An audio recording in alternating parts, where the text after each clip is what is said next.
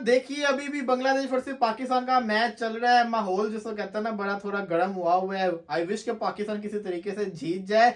दूसरी तरफ India versus England का जो आज का टेस्ट मैच है उसका दिन खत्म हो चुका हुआ है। अफगानिस्तान वर्सेस श्रीलंका भी चल रहा है। एंजेलो मैथ्यूज की शानदार 100 देखने को मिला। इधर जैसपॉल का 200 देखने को मिला। बुमराह 6 विकेट्स, क्या बात है। बुमराह तो पकड़े नहीं जा रहा ना। बुमराह क्या बात है, मतलब कि आप देखें कि गया। मैं रिजवान भाई ये sort of Ganguly the legend ने भी ट्वीट किया कि जब आपके पास इतने शानदार फास्ट बॉलर हो तो आपको क्या जरूरत स्पिन विकेट बनाने की। ऐसे बॉलर तगड़े पड़े हैं। इतनी टेक्निकल स्ट्रॉन्ग बात की। अफ्रीका में जाके भी उन्होंने तबाही मचाई थी। 2 दिन के अंदर 1.5 दिन के अंदर टेस्ट मैच जीत लिया था अपनी फास्ट बॉलिंग के बलबूते के ऊपर। तो फिर क्या जरूरत है। लेकिन फिर भी शानदार किस्म की इंडिया की परफॉर्मेंस आई है। आज का दिन तो पूरा का पूरा इंडिया के नाम गया। लेकिन अगर बात करें आज के दिन की तो बुमराह और कुलदीप यादव को खिलाया। पिछले 7 साल के अंदर सिर्फ 8 टेस्ट मैचेस इस बंदे ने खेले कुलदीप यादव ने। हालांकि कितना बड़ा बॉलर है और शानदार किस्म की उसने बॉलिंग की। बड़ी बड़ी विकेट बुमराह ने निकाली। बुमराह बताता है, सवाल मेरा आपसे ये आता है कि बुमराह जिस किस्म की बॉलिंग कर रहा है किसी भी पॉइंट के ऊपर आके विकेट निकाल लेता है। हालांकि उसकी पेस 130 से 139 के दरमियान में रह रही है, लेकिन उसकी लाइन और लेंथ इतनी पक्की है। यॉर्कर मारता है, ऐसा पॉइंट पे मारता है, पता चलता है। शाहीन शाह अफरीदी कहने को हमारा सबसे बड़ा बॉलर है। हमने उसको बहुत ऊपर रेट किया हुआ है। हाइप क्रिएट कर दी है। ऐसी परफॉर्मेंस क्यों नहीं करके दिखा रहे टेस्ट मैचेस के अंदर। T20 छोड़ दे, ओडीआई छोड़ दे, टेस्ट क्रिकेट सबसे बड़ी क्रिकेट है। टेस्ट क्रिकेट में जब आप परफॉर्मेंस देते हो आपका नाम पूरी दुनिया के अंदर होता है। जैसे शमर जोसेफ की परफॉर्मेंस आपके सामने, क्या बात है। बुमराह ने 6 विकेट्स लिए। ये परफॉर्मेंस करके दिखानी पड़नी। शाहीन शाह अफरीदी का फास्ट बॉलिंग से पाकिस्तान को टेस्ट क्रिकेट के अंदर क्यों नहीं जितवाया ऑस्ट्रेलिया के अंदर मैचेस, और आगे जाके कब जितवाएंगे। जिस तरह की हमने आज बुमराह की परफॉर्मेंस देखी है, चाहे इंग्लैंड हो, चाहे ऑस्ट्रेलिया हो, चाहे साउथ अफ्रीका हो, चाहे इंडिया हो, किसी भी किस्म के पिच के ऊपर ये बंदा परफॉर्मेंस करके दिखा रहा है। तो बताएं क्या वजह है। मैंने जब से हमने ना क्रिकेट देखनी शुरू की और थोड़ी सी क्रिकेट की समझ आनी शुरू हुई ना, तो हमने यही सुना, जितने भी कमेंटेटर, एक्सपर्ट्स और तजिया निगार या जो क्रिकेट को मतलब समझने वाले, वो ये कहते थे कि आपकी स्पीड इतनी ज्यादा मैटर नहीं करती, आपकी लाइन लेंथ जो है ना वो बड़ी मैटर करती है।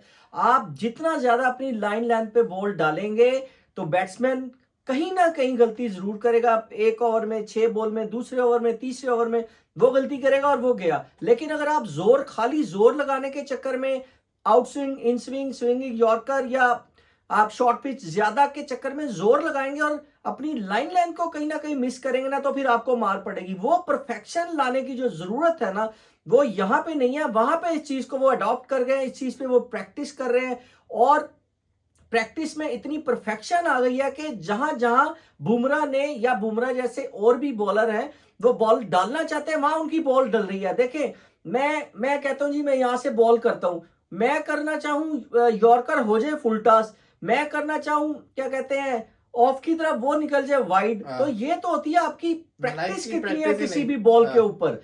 प्रैक्टिस आपको परफेक्ट करती है और बुमराह ने, मुझे लगता है कि जितनी ज्यादा प्रैक्टिस अपनी परफेक्शन के लिए की है शायद ही किसी ने की हो। उसकी वजह यह है मैक्सिमम 140 के करीब करीब इनकी जो है ना स्पीड जाती है। मैटर ही नहीं करता कि 140 45 पे जाके आप जो है ना 60 70 80 10 ओवर के अंदर खा लें ओडीआई में, और आप 4 ओवर में 30 40 45 खा लें, विकेट ना निकालें, तो क्या फायदा। हमें फायदा उस बॉलर का है कि जो लाइन लेंथ पे बॉल करे, कंटेन रखे, एवरेज भी और विकेट टेकिंग हो। तो ये चीज इस वक्त जो है ना दौरे हाजिर के अंदर, काफी अरसे के अंदर, वर्ल्ड कप से काफी पहले, बल्कि इससे कई पहले बुमराह के अंदर जो है ना वो नजर आ रही है। और बुमराह ऐसी बात नहीं है कि स्पीड से बॉल नहीं कर सकता। जिस दिन उसने बॉल करनी है 145 की भी वो फेंक देता है, लेकिन उसकी जो एवरेज रहती है वो 130 से 138 तक की रहती होती है और उसके अंदर वो ऐसी सी बॉल फेंक देता है। जो रूट कितना बड़ा बल्लेबाज है, जो रूट को वो कैसे टेक्निक के साथ आउट कर रहा है कि जो रूट के बल्ले पे बॉल नहीं लग रहा। ओली पोप जिसने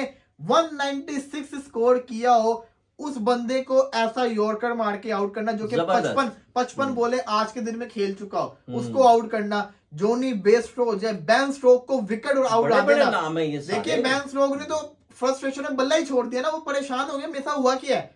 ये बॉलर बताता है ना बुमराह के नाम की, जिसको कहते हैं उसके साथ एक टेरर लग रहा है बुमराह के नाम के साथ, जो सामने बल्लेबाज के माइंड के अंदर रह के बुमराह ये किसी भी बॉल पे मुझे आउट कर सकता है, वो बड़ा फायदा उठा रहा है। बेसबॉल हमने देखा, बेसबॉल बड़ा चल रहा है। देखिए रिजवान भाई, सवाल मेरा आपसे ये है कि एक तरफ बेसबॉल है जो कि 4 आउट 136, एवरेज जो है ना 6 के करीब की दोनों तरफ से चल रही है। और एक तरफ है इंडिया की अपनी क्रिकेट 4 आउट 249। हालांकि इंडिया भी एक तरह से सही खेल रहा है, जायसवाल तेजी खेल रहा है। अब बेसबॉल कभी कभी तो आपको एक इनिंग्स में धोखा दे जाती है।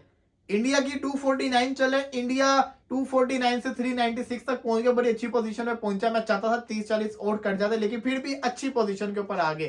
बेसबॉल का ये चक्कर है कि वो रो पिट के भी 250 कट जाते हैं, आज भी वो 253 कर गए। लेकिन असल बेसबॉल का काम आता है चेस के दौरान में। ये पिछले 18 महीने के अंदर सबसे ज्यादा कामयाब टीम है जो टेस्ट क्रिकेट के अंदर फाइनल इनिंग्स के अंदर 350 चेस करने की काबिलियत रखती है। इंडिया को कम से कम इनके खिलाफ 450 का टारगेट देना पड़ेगा।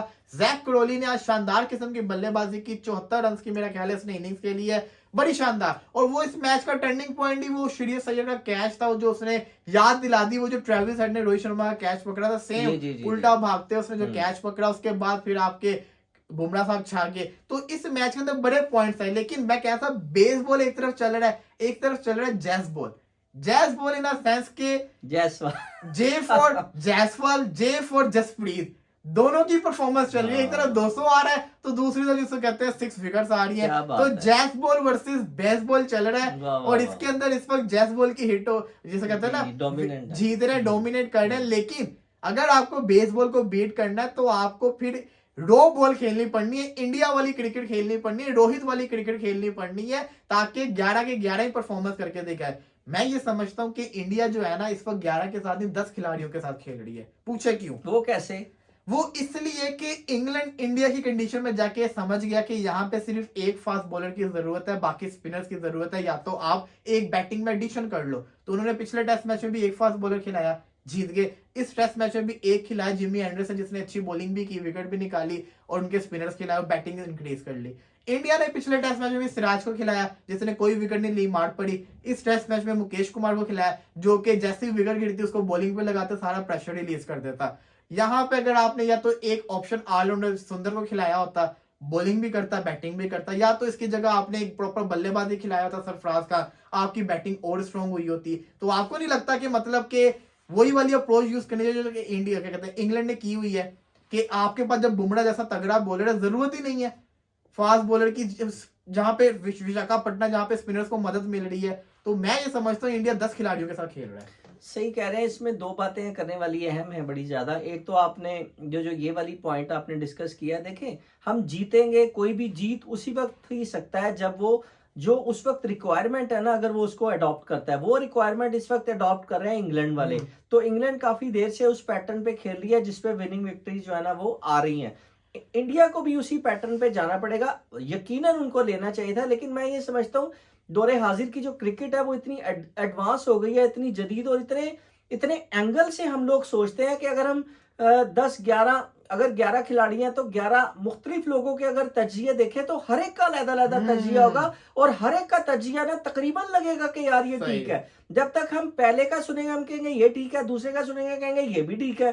तो एक तो बात ये भी है। दूसरी वजह ये है कि मैं ये समझता हूं कि क्रिकेट खेलना और क्रिकेट देखना जो है ना, ये बड़ी मेरे नजदीक मैं इसको समझ रहा हूं कि हम जब किसी के साथ मैच खेलते हैं ना तो हम कहते हैं यार मैं इसको नहीं आउट कर सकता, या मैं इसको आउट कर लूंगा, मैं 6 गेंदों के अंदर आउट कर लूंगा, 12 गेंदों के अंदर आउट कर लूंगा। आजकल जो इस वक्त हम देख रहे हैं ना कि इतने बड़े प्लेयर्स को आउट कर देना, तो ये कोई छोटी बात नहीं है, ये कोई आम बात नहीं होती। मैं बुमराह के हवाले से जो है ना वो बात करना चाहूंगा। इतनी बड़ी बड़ी विकेट, 6-7 विकेट आप एक मैच के अंदर अगर, और वो भी बड़े नाम की बड़े खिलाड़ी की विकेट निकालना बहुत बड़ी बात होती है, छोटी बात नहीं है। आम जो बॉलर है ना, अच्छे बैट्समैन के सामने कहीं ना कहीं बेबस हो जाता है। वो कहता है यार मैं तो शायद जेन में वो ये सोच रहा होता है कि यार मैं नहीं इसको आउट कर सकता। बॉलिंग वो करता रहेगा लेकिन जेन में ये होगा, हो गया तो हो गया। लेकिन बुमराह जैसे बॉलर जो है ना, उनके जेन में ये होता है कि हाँ मैं आउट कर सकता हूं, और इस मेंटल लेवल के साथ वो अपनी टेक्निक को फॉलो करते हैं और फिर विकेट लेने में कामयाब हो जाते हैं। कोई शक नहीं है, बड़ी शानदार किस्म की परफॉर्मेंसेस चल रही हैं। दूसरी तरफ दुआ करते हैं कि जब हम दोबारा आपके साथ जुड़े तो पाकिस्तान सेमीफाइनल। मुझे एक बात बताएं, हम जब भी पाकिस्तान क्रिकेट की बात करते हैं, पाकिस्तान के मैचेस की बात करते हैं, हम साथ में ये क्यों कहते हैं कि हमें दुआ करनी है और हमें दुआ करनी चाहिए? देखें बीइंग मतलब एक जाहिर है कि हम दुआओं पे बड़ा सारी दुनिया का यकीन है, एतकाद है, होना भी चाहिए, लेकिन कुछ मतलब दबाव का भी तो करना चाहिए ना मसला ये दुआ है ना, के साथ साथ। बेचारे एक मैच भी नहीं हारे।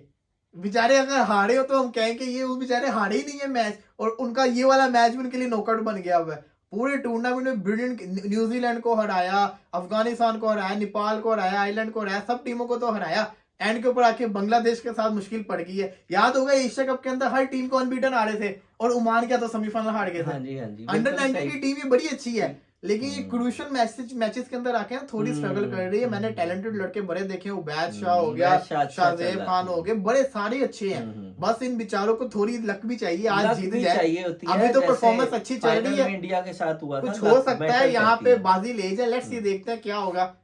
रन्स कम है, टेंशन रहेगी आखिरी बॉल तक। देखें आपकी बात बिल्कुल सही है। आप ये देखें कि जो अगर 4-5 विकेट जीरो पे आउट हो सकती है ना, तो क्रिकेट का कुछ कुछ भी हो भी नहीं सकता कहा है। जा सकता, कुछ भी हो सकता है। बिल्कुल तो बिल्कुल। इसलिए जेहन में ये रखना है कि आखिरी बॉल जब तक थोड़े से स्कोर और विकेट्स है, तो ये देखना पड़ेगा कि क्या किस तरफ जाता है, और उम्मीद और यकीन नहीं बल्कि उम्मीद नहीं यकीन के साथ जो है ना वो आपको अपनी परफॉर्मेंस देनी चाहिए। तो देखें क्या होता है, लेकिन हो सकता है कि मैच पाकिस्तान जीत भी जाए। चलो लेट्स सी, देखते हैं क्या होगा। फिलहाल के लिए इजाजत दीजिए।